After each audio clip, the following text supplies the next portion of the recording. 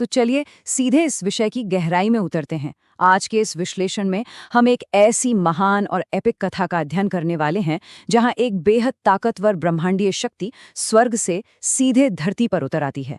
और सच मानिए, इस आगमन ने सिर्फ कुछ छोटे मोटे बदलाव नहीं किए, बल्कि एक ऐसी क्रमिक घटनाओं की श्रृंखला, एक ऐसा चेन रिएक्शन शुरू कर दिया जिसने हमारे पूरे प्राचीन इतिहास की रूपरेखा ही पलट कर रख दी। आज की चर्चा का केंद्र है स्वर्ग की देवी गंगा का धरती पर अकल्पनीय अवतरण। अब यहीं पर एक बहुत बड़ा और हैरान कर देने वाला सवाल खड़ा होता है। अब खुद सोचिए, स्वर्ग की एक नदी आगे चलकर हमारे इतिहास के सबसे महान और शक्तिशाली योद्धाओं में से एक की मां कैसे बन गई। हम आज बिल्कुल उसी डोमिनो इफेक्ट को उजागर करने वाले हैं जो सीधे तौर पर स्वर्ग के देवलोक को हमारे सबसे बड़े महाकाव्यों की नींव से जोड़ता है। ये कोई साधारण कहानी नहीं है। ये एक ऐसी यात्रा है जहां दिव्यता और मानवीय भावनाएं बहुत जबरदस्त तरीके से आपस में टकराती हैं। आइए देखते हैं कि ये पूरी कथा आखिर आकार कैसे लेती है। सबसे पहली बात जो हमें समझनी होगी वो ये है कि गंगा को महज पानी का एक स्रोत या एक आम नदी समझना हमारी सबसे बड़ी भूल होगी। असल में गंगा स्वर्ग की एक आज़ाद, निडर और पूरी तरह से स्वतंत्र देवी थी। उनका अपना एक बेहद सशक्त और अलग अस्तित्व था। उन्हें किसी की आज्ञा या किसी के कंट्रोल की बिल्कुल कोई ज़रूरत नहीं थी। देवी गंगा की उत्पत्ति ही अपने आप में अत्यंत अलौकिक थी। उनका जन्म सीधे भगवान विष्णु के चरणों से हुआ था और इसी वजह से उन्हें विष्णुपदी भी कहा जाता है। वहां से निकलने के बाद ब्रह्मा जी ने उनके इस दिव्य जल को अपने कमंडल में सुरक्षित कर लिया था। स्वर्ग में उनका रुतबा एकदम अलग था। वो बिना किसी के अधीन हुए एक अत्यंत शक्तिशाली और आज़ाद देवी के रूप में विराजमान थीं। उनके पास स्वतंत्रता थी, एक गजब की निडरता थी और सच कहें तो शायद अपने इसी प्रचंड वेग का थोड़ा बहुत अहंकार भी था। तो अब यहाँ सबसे महत्वपूर्ण सवाल ये आता है कि स्वर्ग की इस आज़ाद और निडर देवी को अचानक धरती पर आने की क्या जरूरत पड़ गई? खैर, इसका असली कारण था धरती पर हुआ अहंकार का एक बहुत ही भयंकर टकराव। एक ऐसी क्राइसिस वाली स्थिति बन गई थी जहां धरती को तुरंत उनके दिव्य हस्तक्षेप की जरूरत थी। 60,000 आत्माएं सचमुच त्राही त्राही कर रही थी। आइए समझते हैं कि आखिर वो विनाशकारी घटना थी क्या। 60,000 ये सिर्फ एक संख्या नहीं है, इसके पीछे एक पूरा का पूरा इतिहास छिपा है। हुआ कुछ यूं था कि महाराज सगर के अश्वमेध यज्ञ का घोड़ा देवराज इंद्र ने चुरा लिया और उसे ले जाकर ध्यान में बैठे महर्षि कपिल के आश्रम में छिपा दिया। अब 60,000 शक्तिशाली और घमंड में चूर पुत्रों ने बिना सोचे समझे आश्रम में घुसकर उन ध्यानमग्न महर्षि का घोर अपमान कर दिया। और इसका अंजाम, जैसे ही महर्षि कपिल ने क्रोध में अपनी आंखें खोली, उनके नेत्रों की ज्वाला ने महज एक पल में, जी हां, बिना किसी हथियार के उन 60,000 पुत्रों को वहीं जलाकर राख कर दिया। उस शाप का असर इतना लंबा और दर्दनाक था कि आप कल्पना भी नहीं कर सकते। बिना अंतिम संस्कार के उन 60,000 पुत्रों की आत्माएं मोक्ष के लिए बस भटकती ही रहीं। एक के बाद एक कई युग बीत गए। महाराज सगर की इस भयानक त्रासदी के दशकों बाद उनके पोते अंशुमान ने तपस्या की, पर वो असफल रहे। फिर सदियों बाद दिलीप ने भी अपनी पूरी जिंदगी लगा दी, लेकिन गंगा धरती पर नहीं आई। अंततः हजारों साल बाद राजा भगीरथ ने इस बिल्कुल असंभव लगने वाले कार्य को पूरा करने का ठान लिया। भगीरथ का ये संकल्प सच में रोंगटे खड़े कर देने वाला था। उन्होंने इस एक काम के लिए अपना पूरा राजपाट छोड़ दिया और हिमालय की बर्फीली वादियों में जाकर घोर तपस्या शुरू कर दी। आखिरकार उनकी इस लगन से ब्रह्मा जी प्रसन्न तो हो गए, लेकिन यहाँ एक और बहुत बड़ा ब्रह्मांडीय संकट खड़ा हो गया। गंगा की धारा का वेग इतना प्रचंड था कि अगर वो सीधे धरती पर गिरती तो पृथ्वी उसके झटके को सह नहीं पाती। उसके टुकड़े टुकड़े हो जाते और सब कुछ पाताल में धंस जाता। यहीं पर हमें गंगा और भगवान शिव के दृष्टिकोण का एक बहुत ही शानदार टकराव देखने को मिलता है। गंगा का अहंकार देखिए। उन्हें लगता था कि उनका वेग इतना विशाल है कि वो गिरते ही भगवान शिव को भी अपने साथ बहा ले जाएंगी। लेकिन शिव की वास्तविकता बिल्कुल अलग थी। महादेव ने बस मुस्कुराते हुए गंगा की उस रौद्र धारा को अपनी जटाओं की भूल भुलैया में बड़ी आसानी से कैद कर लिया। गंगा निकलने की पूरी कोशिश करती रहीं, पर उलझती गईं। ये अहंकार पर शांति की जीत का एक बेहतरीन उदाहरण है, जहां देवी को विनम्रता का एक बहुत कड़ा पाठ सीखना पड़ा।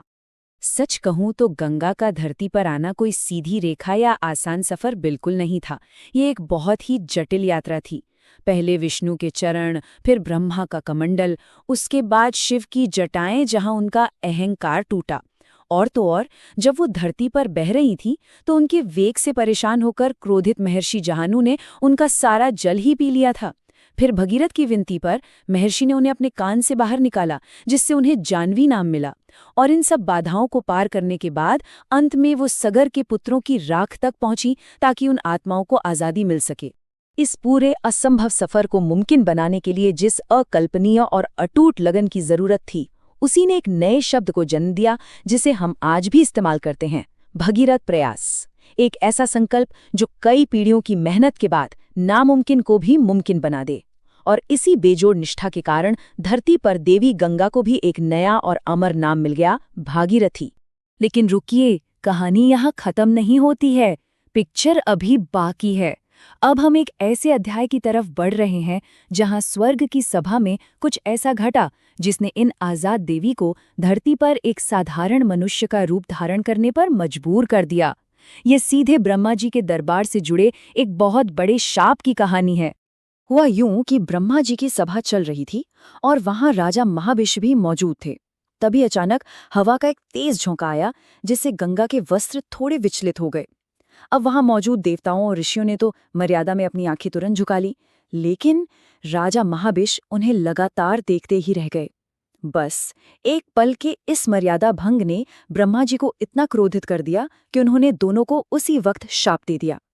शाप ये था कि दोनों को अपना दिव्य रूप छोड़कर वापस धरती पर यानी मृत्युलोक में जन्म लेना होगा। आपको अंदाजा भी नहीं होगा कि स्वर्ग में दिए गए इस एक शाप में ही असल में हमारे प्राचीन इतिहास के सबसे बड़े महाकाव्य यानी महाभारत के बीज बो दिए थे। राजा महाभिष ने धरती पर हस्तिनापुर के राजा शांतनु के रूप में जन्म लिया और एक दिन नदी किनारे शिकार करते वक्त उनका सामना वापस देवी गंगा से हुआ। और यहाँ से चीजें बहुत ही तेजी से बदलती हैं। जब राजा शांतनु ने गंगा से विवाह का प्रस्ताव रखा तो गंगा ने बिना किसी झिझक के एक बहुत ही सख्त और अटल शर्त रख दी। उन्होंने कहा, मैं उसी पल आपको छोड़कर चली जाऊंगी जब आप मुझ पर कोई सवाल उठाएंगे या मुझे रोकेंगे। शांतनु पूरी तरह प्रेम में डूबे थे तो उन्होंने तुरंत हाँ कर दी, पर उन्हें कहाँ पता था कि इस एक वचन का अंजाम आगे चलकर कितना खौफनाक होने वाला है। 7 ये सिर्फ एक नंबर नहीं है, बल्कि एक पिता के भयंकर दुख, सदमे और लाचारी का प्रतीक है। विवाह के बाद जैसे ही पहला पुत्र पैदा हुआ, गंगा ने उसे ले जाकर सीधे नदी के पानी में डुबो दिया।